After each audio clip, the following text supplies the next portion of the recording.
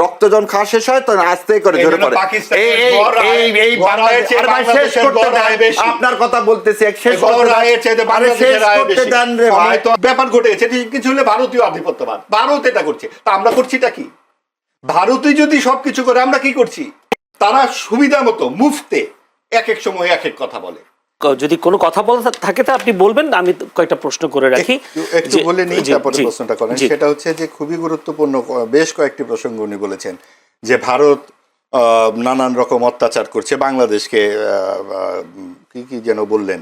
তো আসলে আমাদের যে প্রতিবেশী, তাদের সঙ্গে তো আমাদের অনেক ধরনের সম্পর্ক থাকবে। পাকিস্তান কি আমাদের ফেলানিকে গুলি করে মারতে পারবে নাকি? পাকিস্তান গুলি করতে তো ওটা 71 সালে দেখেছি কিভাবে গুলি করতে হয়, নতুন ভাবে তো আর দেখার কিছু নাই। তো সেইখানে পুরো জাতির বিরুদ্ধে যে দাঁড়িয়ে গিয়েছিল যেই দলটি, সেই দলটি মহাপ্রতাপের সাথে সরকারের পৃষ্ঠপোষকতায় প্রধান যে 40% পাওয়া একটি দলের পাশাপাশি কিন্তু জায়গা নিয়ে নিল বিএনপি, জামাত, এনসিপি। কোন ভিত্তিতে নিল? জামাত 4 থেকে 7%-এর বেশি ভোট তাদের নাই, গ্রাহ্য নির্বাচন 2008 পর্যন্ত। এবং সেই জায়গায় আপনার এনসিপি তো 1 বছরও পূর্ণ হয় নাই। কোন ভিত্তিতে 3টি দলকে নির্বাচন করলো সরকার? কারণ ওই ডানপন্থার সম্প্রসারণ। যেই দেশের 90 থেকে 92% একটি বিশেষ ধর্মের, তার জন্য তো আসলে কোনো আইন কানুন লাগে না, তাকে ঠেকিয়ে রাখবার জন্য তো আইন কানুন লাগে। কারণ দীপুচন্দ্র দাসকে যখন আগুনে পুড়িয়ে মারা হলো, একটি মিছিল আপনি দেখেছেন? ওটা ভারতের ষড়যন্ত্র করে, ওইটাই ভারত ষড়যন্ত্র করে মারলো। তারপরে আপনি যখন দীপুচন্দ্র দাসকে যখন পুড়িয়ে মারলো, একটি মিছিল আপনি দেখেছেন? একটি কোথাও কোনো প্রতিবাদ না, এরা যেন মানুষ না। এটা কিন্তু আমাদের মধ্যে একটি ব্যাপার ঘটে গেছে, কিছু হলে ভারতীয় আধিপত্যবাদ, ভারত এটা করছে, তা আমরা করছিটা কি? ভারতই যদি সবকিছু করে আমরা কি করছি? এইখানে যখন বলা হলো যে বঙ্গবন্ধু এই কোথায় সিরাজ শিকদার, আপনার ডানের কথা এবং বায়ের কথা বাদ দিয়ে একটা বাক্য আপনি নিয়ে ছেড়ে দিলেন এবং তাতে ভারতীয় আধিপত্যবাদ হয়ে গেল।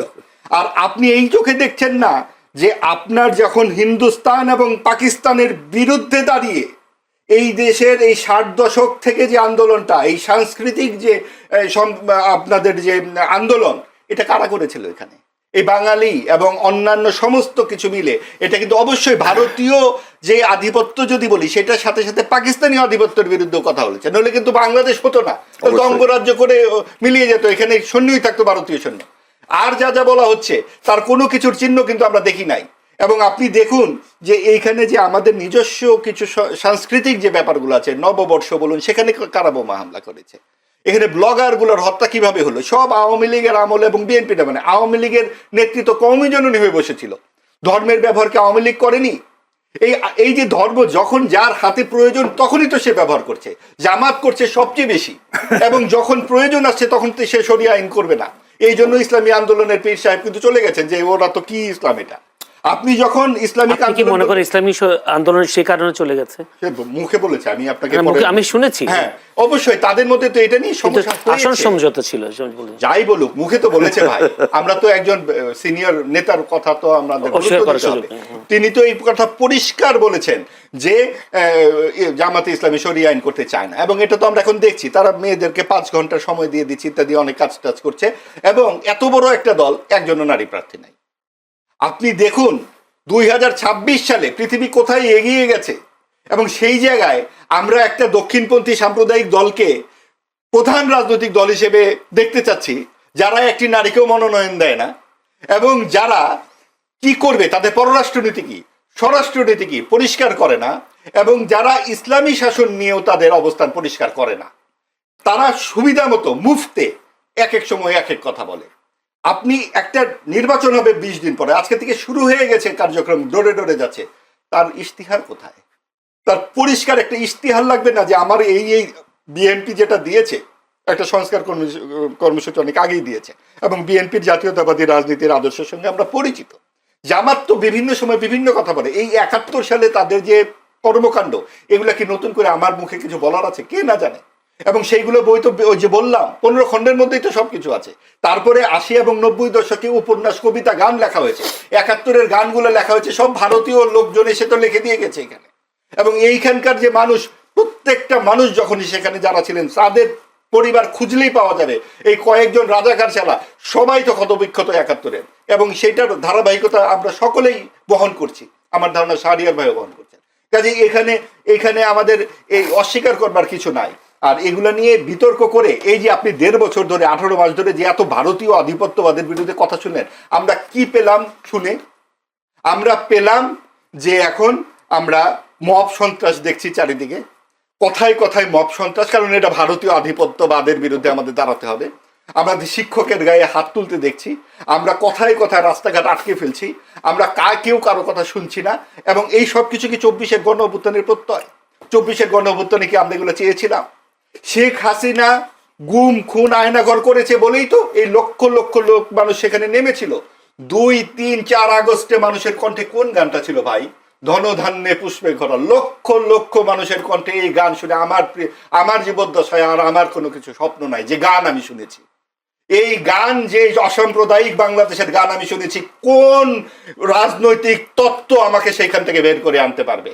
এখানে কি শেখ হাসিনা বা আওয়ামী লীগের পক্ষে আমি কিছু বলছি নাকি? আওয়ামী লীগ যেই দুরাচার করেছে, যেই কর্তৃত্ববাদী শাসন করেছে, যে স্বৈরাচার করেছে, তার জন্য তো তার হেলিকপ্টারই তুলে দেওয়া হয়েছে। কিন্তু হেলিকপ্টার কি দেশে একটাই ছিল? আগামীতে যারা এই কাজগুলো করবেন, যারা মুনাফিকি করবেন, যারা কোনো রকম সুনির্দিষ্ট পরিকল্পনা দেবেন না, তাদেরকেও নানান রকম যানবাহনে তোলা হবে।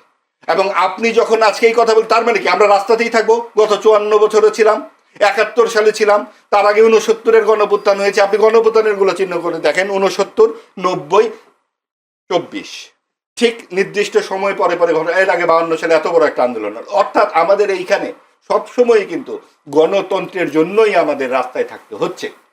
যখন সুযোগ এলো, সরকারের কাছ থেকে একটা নৈর্ব্যক্তিক আচরণ আমরা প্রত্যাশা করেছিলাম। সরকার কি বলতে পারতো না? সরকার কেন একটা পক্ষ নিয়ে নিল ডানপন্থা? এবং সরকার কেন এই সমস্ত মববাজিকে এক ধরনের নির্বিকারত্ব তাদের দেখা গেল? ৩২ নম্বর যখন ভাঙা হলো, মুক্তিযুদ্ধের ভাস্কর্য যখন ভাঙা হলো, মতিউর রহমানের স্মারকস্তম্ভ ভেঙে ফেলা হচ্ছে সব জায়গায়। আপনার কোথায়? আপনি দেখুন ৮০ দশকে আমরা দেখেছি না, পাকিস্তানি হানাদার বাহিনী লেখা যেত না, তখন শুধু লেখা হতো হানাদার বাহিনী। আর এখন বিসিএস পরীক্ষায় লিখছে প্রতিরক্ষা যুদ্ধ। এইটা কি ২৪-এর প্রত্যয়? প্রতিরক্ষা যুদ্ধ এবং এই সমস্ত কথাবার্তা, পাকিস্তানের শব্দটা তাদের বন্ধু হয়ে। ধন্যবাদ মাহবুব।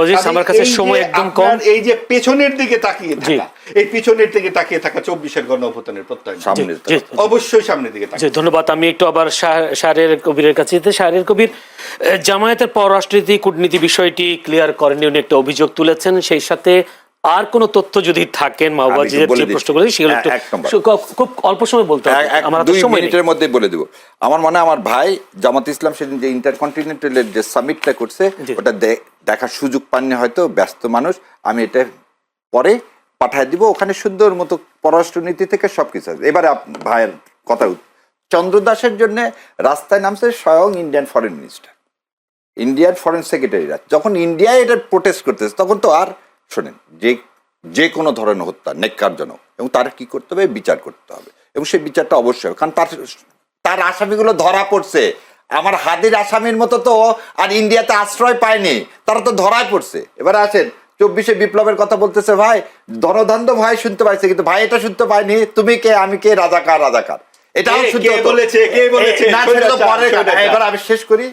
দ্বিতীয় কথা শোনেন, মব বলে ২৪-কে ম্লান করেন না, এটা নিজেকে অপমান করা হবে। মব সন্ত্রাস বলে কোনো কিছু না, যেটা যেখানে যে অবস্থায় যেখানে অন্যায় করা হবে সেটা প্রতিবাদ হবে। কিন্তু কথা হলো এই সরকারেরও আমি বলতেছি, এই সরকারের যে রাইটিস বলতেছে এটাকে আমি সমর্থন করি না, কিন্তু এই সরকার যেভাবে চালানোর উচিত ছিল এই সরকার সেভাবে চালাতে পারেনি। আর একটা জিনিস বলি, এই জামাত ইসলামের বিরুদ্ধে এই ৭১ সালের এবারে জনগণের উপর ছেড়ে দেন না, আমরা তো অনেক কিছুই বললাম। মুক্তিযুদ্ধকে ধারণ করতে হবে, ২৪-এর বিপ্লবকে ধারণ করতে হবে। ২৪-এর বিপ্লবকে ৯০-এর অভ্যুত্থানের সাথে তুলনা করলে নিজেকে অপমান করা হবে, এবং ২৪-এর বিপ্লবকে মব বানানোর জন্য সবসময় জুলাই সদস্যের জন্য বলছে ২৪-এর এই আদর্শকে লালন পালন করতে। যারা এই লালন পালন করতে চায় না, তারাই ভারতে আধিপত্যবাদ দেখতে পায় না। আর ভারতীয় আধিপত্যবাদ নিয়ে আমিও আপনার কাছে শেষ বললাম যে একদিন বললাম যে ৭১, আর একদিন ভারতীয় আধিপত্যবাদ, ভারত কিভাবে আমাকে চুষে খেয়ে ফেলে দিছে, মানে ওই যে আটুল চেনেন আপনার বাংলাদেশের মানুষেরা চেনে, গরুর গায়ে লাগে, রক্ত যখন খাওয়া শেষ হয় তখন আস্তে করে ঝরে পড়ে। আপনার কথা বলতেছি, শেষ করতে দেন রে ভাই। এই আপনার ইন্ডিয়াদের এত লাগে কেন? আপনাদের পাকিস্তানিদের এত লাগে কেন? আমি তো পাকিস্তানের কথা একবার তুলেও নি মুখে। ভাসুরের নাম তো নিবেন না আপনারা কেন বললেন? ভাসুরের নাম তো নিবেন না ভাই, আমরা তো আপনি পাকিস্তানের কথা বলেন না। এত ইন্ডিয়া লাগে কেন ভাই? এত পাকিস্তানের লাগে কেন? শোনেন, মুসলমান আপনার গলায় তো পাকিস্তানের চেয়ে আমরা বেশি। এটা ব্যর্থ রাষ্ট্র পাকিস্তান। আমরা পাকিস্তানের এটা ব্যর্থ রাষ্ট্র। সব আধিপত্যের কথা বলেন আপনারা। এত ভাসুর কেন পাকিস্তান? শোনেন, 71 ইন্ডিয়া নিয়ে কতবার বললেন? একবার পাকিস্তান শব্দ। ও তাহলে আমাদেরকে কথা বলতে দিবেন না? এখন আর আপনারা আপনারা তো তাহলে হাসিনা প্রেতাত্মা হয়ে যাচ্ছে। আপনি তো ভাসু। না না না, আপনারা হাসিনা প্রেতাত্মা হয়ে গেলেন। পাকিস্তানের প্রেতাত্মা হাসিনা প্রেতাত্মা বলেন না। শুনি আপনার মুখে পাকিস্তান শব্দটা কেমন লাগে? যে কোনো আধিপত্য ওই যে এদের কেমন লাগে? এই দাদা ভাষাটা মানে কি? দে ওন দা ইন্ডিয়া। আমরা ইন্ডিয়াকে ওন করবো না ভাই।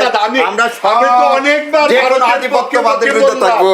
আমরা যে কোনো আধিপত্যবাদের বিরুদ্ধে থাকবো ইনশাআল্লাহ। পাকিস্তান শব্দটা আপনার মুখে কেমন লাগে? আপনাকে একটা জিনিস পাকিস্তান কি আমরা করেছিল পাকিস্তানের নাম আমাদের সাথে?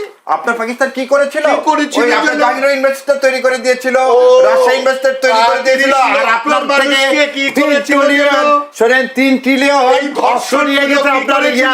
ও ধর্ষণগুলো ফেলানি চোখে পড়ে না? ফেলানি তো ও একজন চোখে পড়ে না? ধর্ষণ কয় ও লক্ষ? প্রতিদিন করতেছে ইন্ডিয়া কয় ধর্ষণ। লক্ষ? আপনার দেশকে ধর্ষণ করতেছে। কোথায় ধর্ষণ দেশটাকে ধর্ষণ করছে? করতেছে। আমার মনে হয় সময় দিতে পারবেন না। আপনারা অন্ধ। আপনাকে ঠুলি দিয়ে আপনারা বসে থাকেন। মাহবুব ভাই, এই আমরা- পাকিস্তানি মাহবুব ভাই, পাকিস্তানি মানসিকতা শাহরিয়ার বদল কবির, দিতে হবে। পাকিস্তানি। ব্যর্থ রাষ্ট্র পাকিস্তান। ধন্যবাদ। তাদেরকে আমরা হারিয়ে গড়ায় ডাবল করে ফেলেছি। আলহামদুলিল্লাহ। বহুদিন ধন্যবাদ। আগে। ধন্যবাদ, অসংখ্য ইন্ডিয়াকেও ধন্যবাদ। হারিয়ে দেবো। দর্শক, আমরা শেষ করতে চাই। আমরা বেশ আলোচনা প্রাণবন্ত হবে মনে কারণ করেছিলাম। আমি ভাইজান বলতে পারবো না। ভাইজান বলতে পারবো না। ধন্যবাদ, অসংখ্য ধন্যবাদ। দর্শক, আমাদের সাথেও ছিলেন মাহবুবাদী সাংবাদিক ও কলামিস্ট, ছিলেন ব্যারিস্টার এএসএম শাহরিয়ার কবির, আইনজীবী, বাংলাদেশ সুপ্রিম কোর্ট। দুজনকে অসংখ্য ধন্যবাদ সময় দেওয়ার জন্য। দর্শক, আপনারাও আমাদের সাথে আজকের এই আলোচনা ধৈর্য ধরে দেখবার জন্য আপনাদেরও প্রাণঢালা অভিনন্দন, শুভেচ্ছা জানিয়ে আজকের মতো এখানে শেষ করতে চাই। চ্যানেলের সংলাপ অনুষ্ঠান ভালো থাকবেন।